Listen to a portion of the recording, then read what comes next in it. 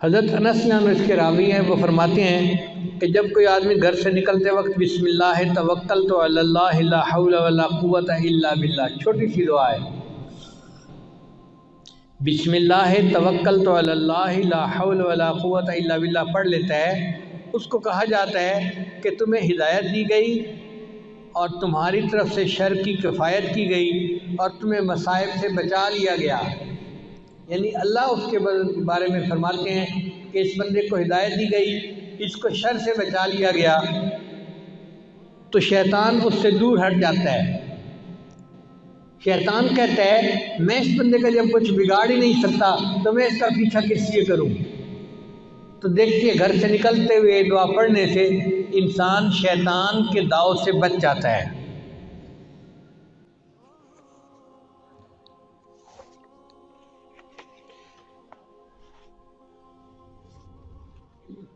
حدیث پاک میں آتا ہے کہ جو بندہ گھر میں داخل ہونے لگتا ہے اگر وہ بسم اللہ پڑھ لے تو شیطان اس کے ساتھ اس کے گھر میں داخل ہونے لگتا ہے۔ بسم اللہ پڑھنے کے بعد شیطان کا راستہ بند ہو جاتا ہے اور شیطان اس گھر میں داخل نہیں ہوتا۔ اور اگر وہ بسم اللہ پڑھے بغیر گھر میں داخل ہو جائے تو وہ اکیلا گھر میں نہیں داخل ہوتا بلکہ اس کے ساتھ شیطان بھی داخل ہو جاتا ہے۔ اور اگر وہ بندہ کھانا کھاتے ہوئے بسم اللہ پڑھ لے تو شیطان اس کے کھانے میں شامل نہیں ہو سکتا۔ اب جس نے دونوں مرتبہ بسم اللہ پڑھ لیا تو نہ شیطان اس کے گھر میں داخل ہو سکتا ہے نہ شیطان اس کے کھانے میں شریک ہوتا ہے۔ تو شیطان کہتا ہے میں نے اس گھر میں کیا کرنا، نہ میں اس گھر میں داخل ہو سکتا ہوں نہ میں اس گھر میں کھانا کھا سکتا ہوں، تو میرے لیے نہ رہنے کی جگہ نہ کھانے کی جگہ، لہذا میرا اس گھر سے کوئی سروکار نہیں ہے۔ دیکھو شیطان کو روکنے کے لیے نبی علیہ السلام نے کیا پیاری پیاری باتیں میں سکھائی ہیں۔ اس لیے جو بندہ بازار میں داخل ہونے لگے وہ بسم اللہ پڑھ لے تو بازار کا جو شر ہے اس سے اللہ تعالیٰ اس کی حفاظت فرما دیتے ہیں۔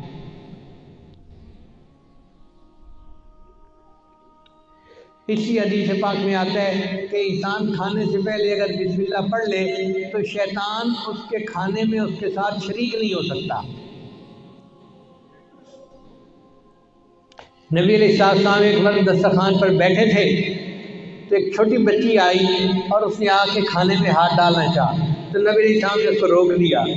پھر نبی علیہ السلام نے فرمایا کہ کھانے سے پہلے شیطان اپنا ایجنٹ بھیج دیتا ہے کہ وہ بسم اللہ پڑھے بغیر کھانے میں ہاتھ ڈال دے اور بعد میں شیطان بھی کھانے میں شریک ہو سکے۔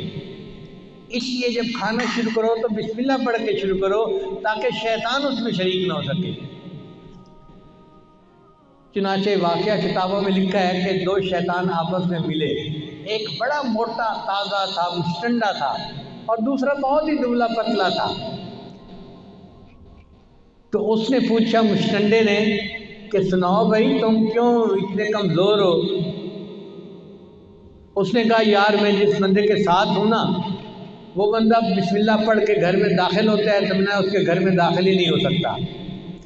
پھر وہ بسم اللہ پڑھ کے کھانا کھاتا ہے میں اس کے کھانے میں شریک ہی نہیں ہو سکتا، نہ مجھے رہنے کی جگہ ملتی ہے نہ مجھے کھانا ملتا ہے، تو میرے کمزور ہی ہونا ہے نا۔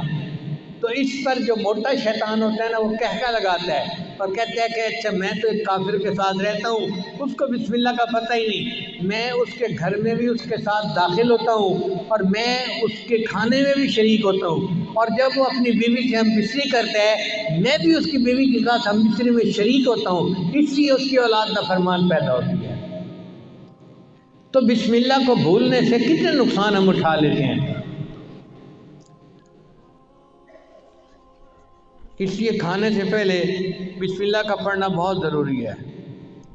یہ مومن اور کافر کے شیطان کی جو ملاقات ہے یہ عبداللہ ابن مسعود نام ایک صحابی ہیں وہ فرمایا کرتے تھے۔ اس لیے سوتے وقت انسان کو بسم اللہ پڑھنا چاہیے۔